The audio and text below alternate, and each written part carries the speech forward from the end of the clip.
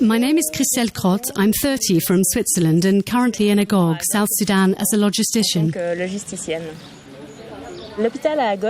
The hospital in Agog is the only one in the area, and it's a facility where people are admitted for care. I deal with water, both drinking water and wastewater, and anything to do with waste treatment. So that means that we have to find a source of water, make it drinkable, distribute it, recycle it and treat it. So the water is drinkable throughout our compound.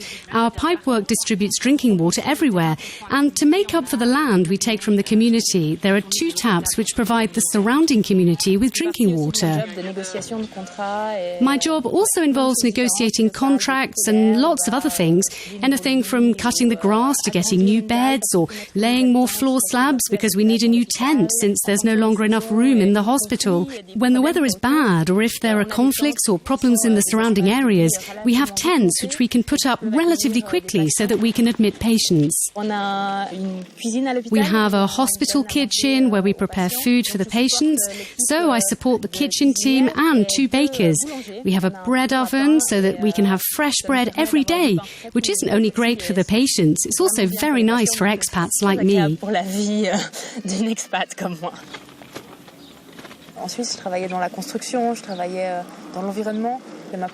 In Switzerland, I worked in construction in the environment sector. It's my first mission here in South Sudan.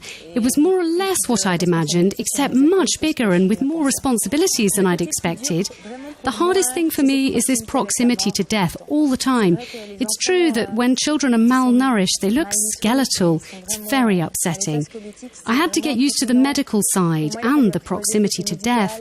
But when you see that, despite everything the people here have been through, famines, malnutrition, war, they still laugh at the slightest thing. It really helps a lot.